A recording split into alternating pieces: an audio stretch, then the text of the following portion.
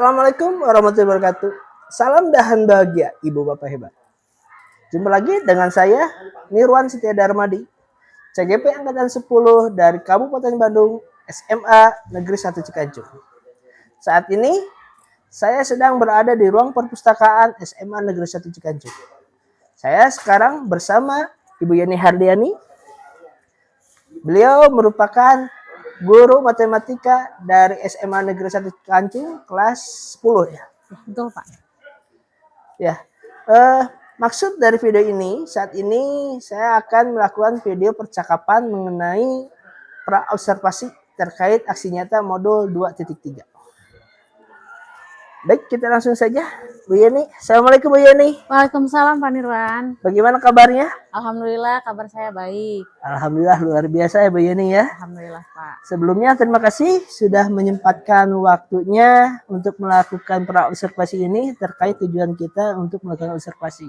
Ya, sama-sama Pak. Adapun dari tujuan pra-observasi ini, diharapkan nanti dalam tujuan pra-observasi kita bisa membuat tujuan pembelajaran itu sendiri sehingga Bu Yeni bisa lebih siap ya dalam melakukan penerapan pembelajaran ketika saat kita nanti melakukan observasi di kelas.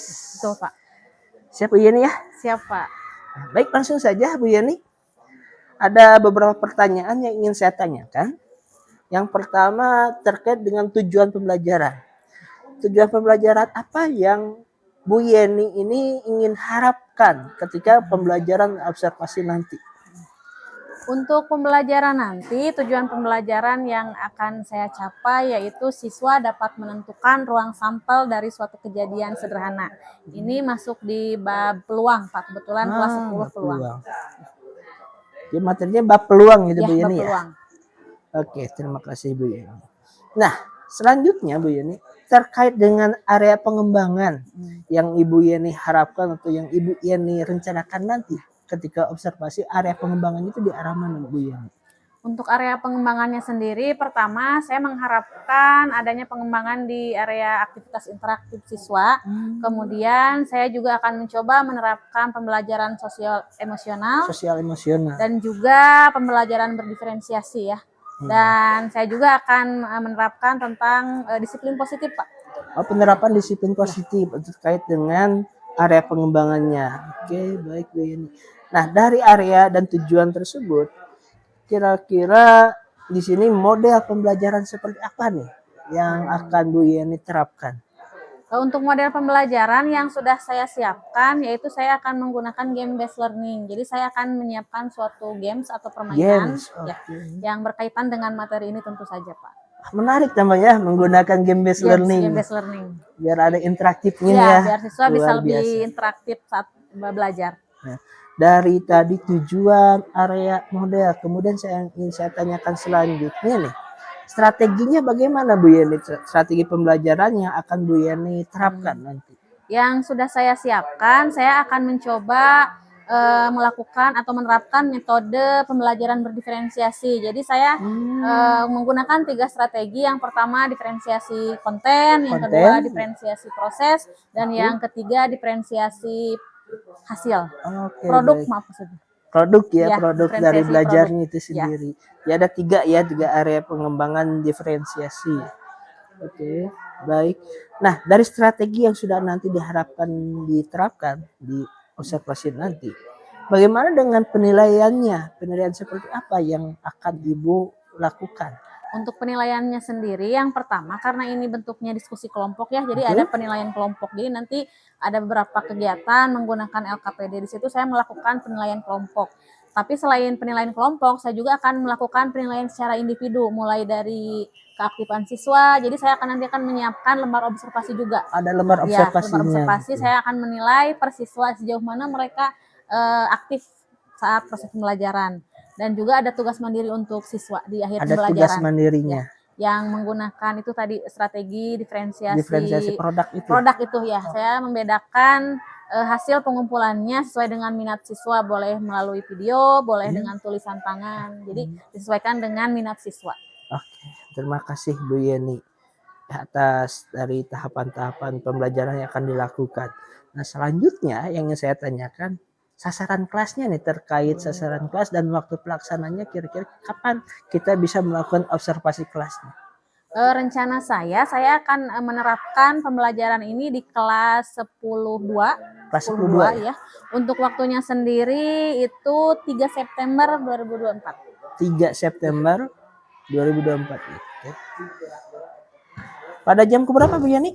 Jam ke-3 dan 4. Jam ke-3 dan ke-4. Oke. 3 September. Oke, hari ini. Oke. Ya, tampaknya saya bisa juga ya Bu Yani. Nanti insya Allah kita sudah sepakat ya untuk pelaksanaannya sekitar tanggal 3 September di jam ke-3 dan ke-4 ya di kelas 10.2. Ya, mudah-mudahan semuanya lancar dan bisa dilaksanakan dengan baik sesuai harapan kita dengan kegiatan percakapan praobservasi ini. Amin. Ya. Demikian Bu Yani, terima kasih waktunya. Dan demikian itulah percakapan praobservasi yang saya lakukan dengan Bu Yani Harliani, guru matematika kelas 10 dari SMA Negeri 1 Ciganjur. Semoga bermanfaat dan tetap selalu menginspirasi. Salam guru penggerak, tergerak, bergerak, dan menggerakkan. Assalamualaikum warahmatullahi wabarakatuh.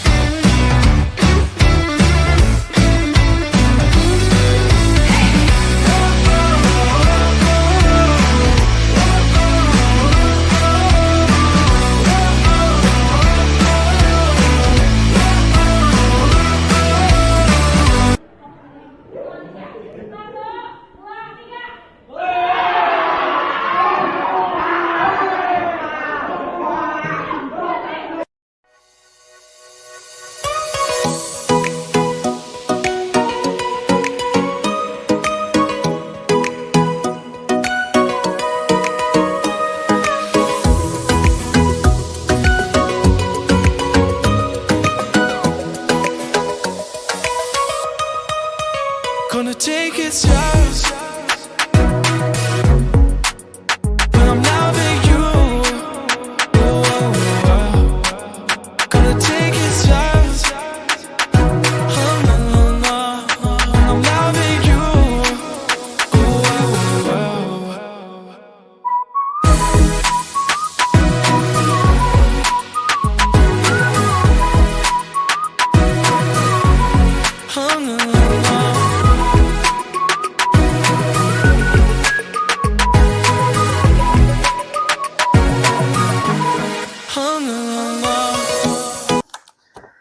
Assalamualaikum warahmatullahi wabarakatuh.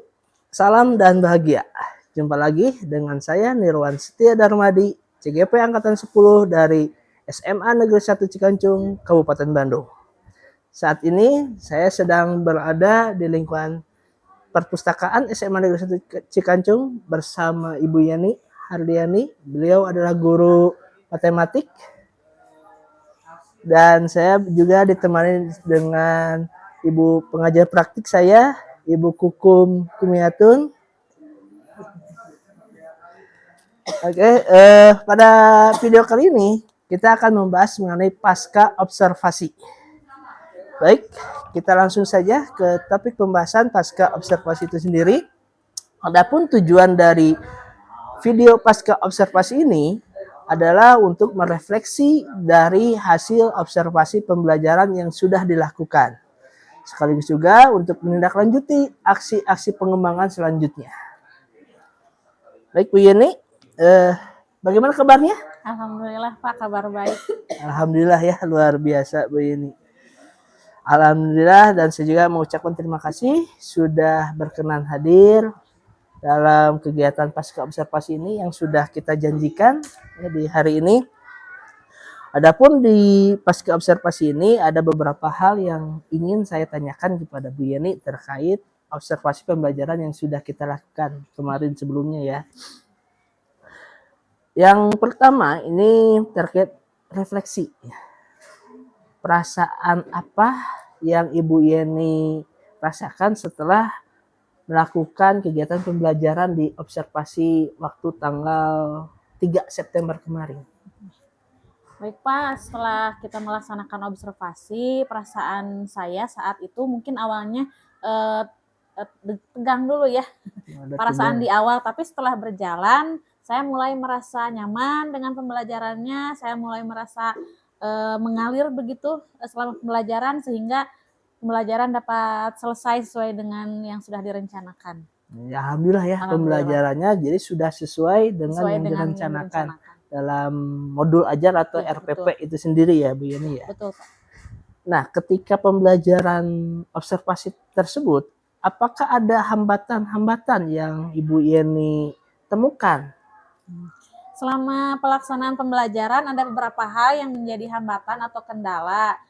Itu semua lebih ke teknis ya Pak ya, karena saat itu saya menggunakan beberapa media, dan media itu pasti butuh persiapan lebih. Nah itu ada imbasnya ke alokasi waktu, mungkin ya ada waktunya jadi lebih lama, tidak sesuai dengan yang direncanakan di awal, karena itu tadi imbas dari penggunaan media yang bervariasi, jadi butuh waktu yang cukup lama untuk melakukan persiapannya. Itu saja Pak kendalanya. Saya juga takjub juga dengan persiapan media yang Bu Yeni sediakan. Di situ ada kacamata dengan beragam gaya kacamatanya, topinya gitu kan.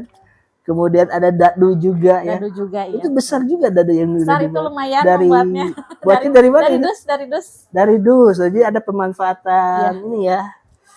Media yang tadinya mungkin tidak atau kurang bernilai menjadi sekarang bernilai gitu ya, dari pemanfaatan luar biasa jadi yang sudah disiapkan oleh Bu Yeni. Selanjutnya terkait dengan pembelajaran yang sudah dilakukan, apakah tujuan pembelajaran yang Bu Yeni harapkan ini sudah tercapai atau belum? Menurut saya gitu, setelah saya melaksanakan pembelajaran itu dan saya menetapkan tujuan pembelajaran di awal, yaitu siswa dapat menentukan ruang sampel dari suatu kejadian sederhana. Nah setelah saya analisis, tujuannya saya rasa sudah tercapai. Siswa sudah mampu menentukan banyaknya titik sampel sebetulnya atau ruang sampel dari suatu kejadian sederhana. Jadi menurut Bu Yeni menurut saya sudah tercapai. Tercapai, jadi siswa sudah mampu menentukan ruang dan sampel. Ini tolak ukurnya apa Bu Yeni setelah menentukan? Tolak ukurnya ketika saya memberikan soal yang berkaitan dengan ruang sampel, bisa dikatakan 80% siswa sudah berhasil menjawab dengan benar. 80% berarti sudah ini ya dianggap dominasi mayoritas sudah mampu. Mampu. Alhamdulillah ya, semoga semakin membaik lagi ya. Kemudian terkait metode atau dalam ini model dulu ya, model pembelajaran atau strategi pembelajarannya bagaimana? Model yang saya rencanakan itu kan game based learning ya. Game based Game based learning, learning. Jadi ya saya betul. menggunakan permainan dalam proses pembelajaran. Yang sudah saya laksanakan itu menurut saya sudah sesuai perencanaan ya, di mana siswa dibagi menjadi beberapa kelompok besar dan di akhir pembelajaran itu setelah proses diskusi selesai, saya melakukan atau membuat sebuah game permainan di mana permainan ini melibatkan gerak tubuh ya, jadi bisa memfasilitasi atau mengakomodasi gaya belajar kinestetik. Iya, Nah, di situ. betul. Jadi saya melihatnya ke arah situ dan sejauh ini setelah saya perhatikan siswa lebih aktif gitu saat saat terjadinya proses permainan itu. Jadi ada perubahan Ya, ada ya, perubahan perubahan yang positif. yang tadinya siswa mungkin masih agak malas, Malu-malu tapi gitu. setelah dilakukan Ya. games ini siswa lebih ceria gitu, lebih Iya, aktif saat terlihat pembelajaran karena ada mereka ada tujuannya harus menang gitu kan. Biasanya anak gitu ya kalau sudah termotivasi termotivasi ya. ya ada motivasi lebih. Apalagi dilakukan secara Nah, berkelompok iya. gitu. Oke, terima kasih Bu Yeni. Nah, selain itu ada juga saya lihat terkait dengan ini ya pembelajaran diferensiasinya. Iya, betul. Untuk Itu pembelajaran bagaimana? diferensiasinya, saya untuk diferensiasi konten, saya menyediakan berbagai sumber belajar ya, mulai dari video, kemudian bendanya yang langsung, dan juga video berupa rekaman tentang cara menentukan ruang sampah untuk diferensi kontennya. Jadi saya menyediakan berbagai sumber belajar. Kemudian untuk diferensiasi prosesnya, saya sudah membedakan setiap proses gitu. Jadi ada yang diselesaikan secara kelompok, ada yang secara individu, ada yang secara permainan. Kemudian yang terakhir untuk diferensiasi konten, saya memberi keleluasaan kepada siswa untuk menyiapkan atau mengumpulkan tugas mereka sesuai dengan minat mereka. Bisa berupa video, bisa berupa catatan tertulis, atau mungkin kalau mungkin kan bisa berupa rekaman juga. Jadi disesuaikan dengan minat mereka gitu Pak. Jadi terkait pembelajaran berdiferensiasi sudah sesuai yang saya harapkan gitu, sesuai dengan rencana.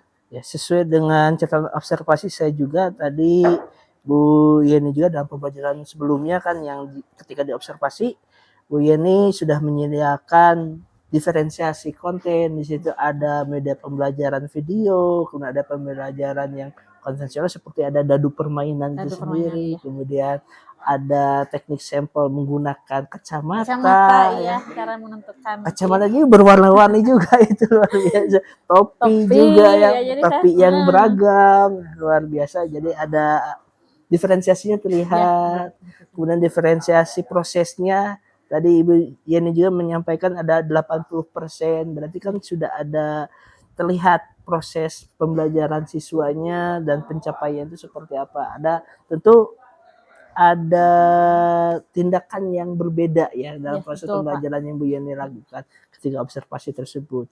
Dan kemudian tadi dari diferensiasi produknya ya, berdasarkan catatan saya juga tadi Bu Yeni menyampaikan ya, menantang siswa untuk beragam membuat karya produk belajarnya sesuai dengan minatnya.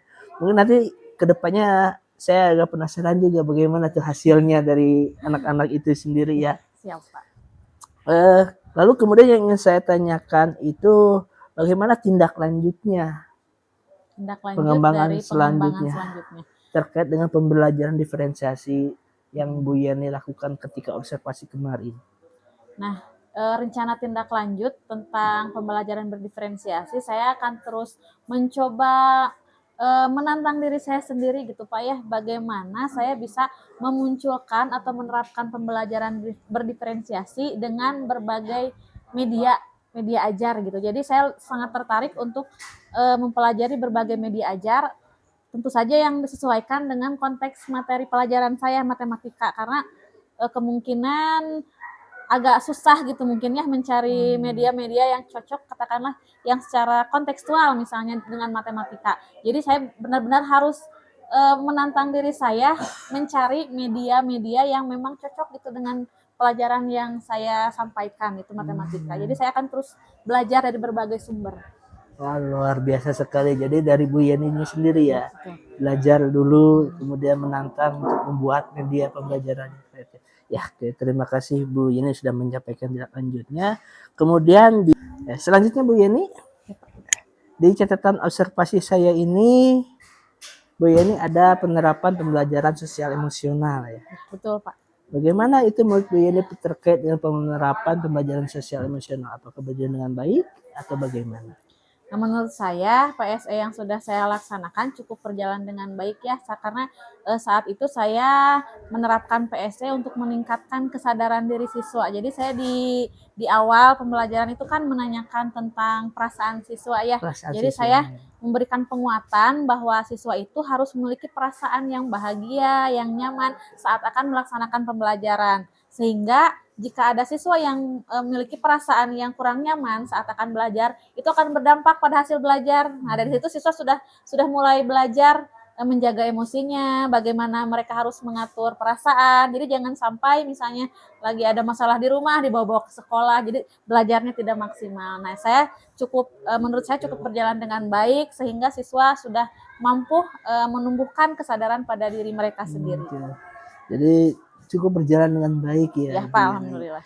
Kalau untuk berjalan dengan baiknya, nilai ukurnya bagaimana Bu Yeni? Nah, menurut saya semua berjalan dengan baik ketika siswa itu sudah mulai nyaman di kelas. Jadi emosi yang dimunculkan tuh emosi yang positif semua gitu, bukan lagi yang misalnya saat kerja kelompok. Kalau yang negatif kan misalnya siswa tuh tidak ikut berperan di kelompok itu, tapi setelah saya amati ternyata siswa itu sudah mulai ada peningkatan gitu di bidang kesadaran diri mereka dengan inisiatif mereka sendiri gitu, membantu diskusi kelompok. Jadi tidak hanya dikerjakan oleh satu atau dua orang. Nah, saya menilai di situ bahwa kesadaran diri mereka sudah meningkat, mereka sudah nyaman di kelas, mereka merasa senang, mereka tidak stres di kelas. Nah, menurut saya itu salah satu tolak ukur keberhasilan dalam penerapan PSE ini, Pak. Alhamdulillah ya, Ya, dia berjalan baik, terlihat dari siswanya Siswa yang sudah nyaman, nyaman. kemudian aktif, Betul. terlihat bahagia ya, terlihat penuh betul senyum sekali, dalam Pak. pembelajaran. Saya juga melihatnya di situ ya.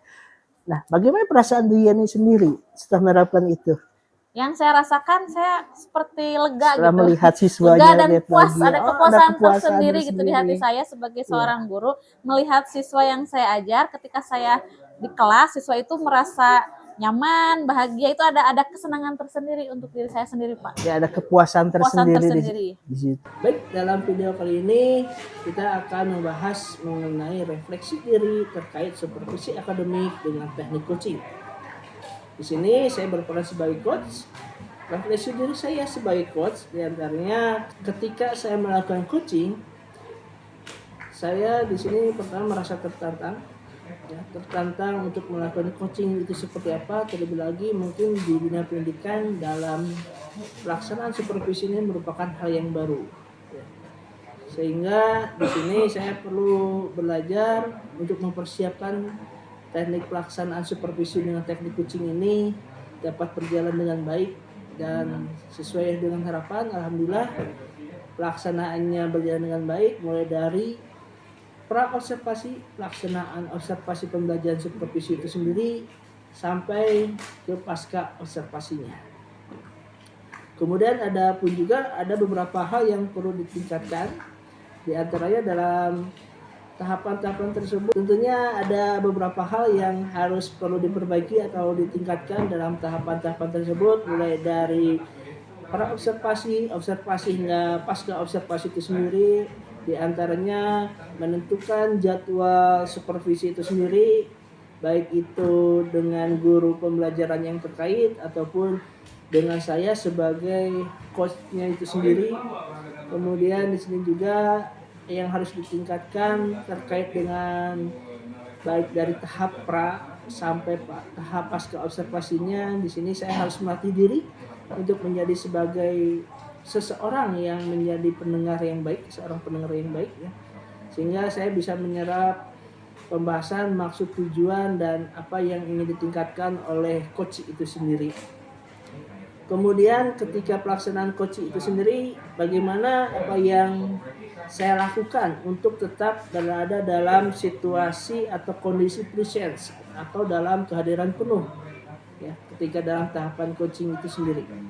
Di sini ada upaya-upaya yang ingin saya lakukan, itu tentu mempersiapkan agenda-agendanya terkait pelaksanaan supervisi dengan teknik coaching itu sendiri, mulai dari pra observasi hingga pasca.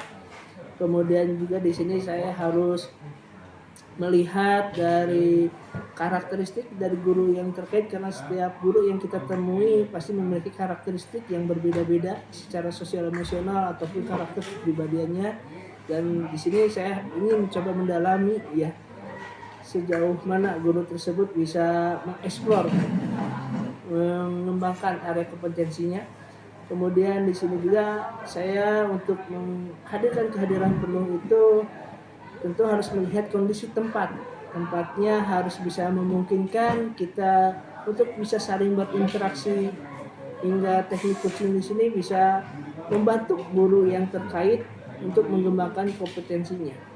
Kemudian ada beberapa hal juga dalam teknik untuk menghadirkan kehadiran secara penuh itu yang harus diperbaiki, diantaranya yaitu di sini saya harus melakukan pendekatan-pendekatan yang lebih personal kepada guru tersebut, sehingga guru tersebut lebih merasa nyaman dalam pelaksanaan supervisi itu sendiri. Jadi tidak ada merasa tertekan, merasa diawasi, karena dari tujuan supervisi dengan menggunakan teknik coaching ini ingin mengembangkan, meningkatkan kompetensi, kekuatan aset yang dimiliki oleh guru yang terkait. Kemudian di sini juga saya harus membuat pertanyaan, melatih diri untuk membuat pertanyaan-pertanyaan yang berbobot terhadap guru tersebut, sehingga menstimulus guru terkait untuk mengembangkan kompetensinya, sehingga apa yang diharapkan dalam tujuan pembelajaran, baik itu dari guru terkait ataupun yang diinginkan kebutuhan belajar dari siswa ini, satu sama lain saling ada keterkaitan dan bisa tercapai. Berikut adalah refleksi dari saya. Terima kasih. Mungkin selanjutnya ada refleksi dari coaching itu sendiri, yaitu Ibu Yani Hardiani. Bagaimana Bu Yani? Kira-kira dari umpan balik atau refleksi Bu Yani ya terkait pelaksanaan supervisi akademik ini dengan menggunakan teknik coaching. Perasaan saya dalam menjadi coaching, saat proses coaching saya merasa rencana-rencana yang sudah disiapkan saat sebelum observasi kemudian sekarang dibahas, jadi saya jadi tahu gitu kekuatan saya di mana, kelemahan saya di mana, dan saya lebih terarah gitu untuk menentukan rencana tindak lanjut atau mungkin ada beberapa kekurangan yang memang harus diperbaiki untuk ke depannya. Jadi setelah coaching ini saya lebih tahu gitu apa yang akan saya lakukan ke depannya, lebih terkonsep, lebih terarah. Terima kasih Bu Yani ya atas kesempatannya sudah berkenan melakukan supervisi dengan teknik coaching ini. Semoga bermanfaat dan terus menginspirasi. Terima kasih. Assalamualaikum warahmatullahi wabarakatuh. Waalaikumsalam warahmatullahi wabarakatuh.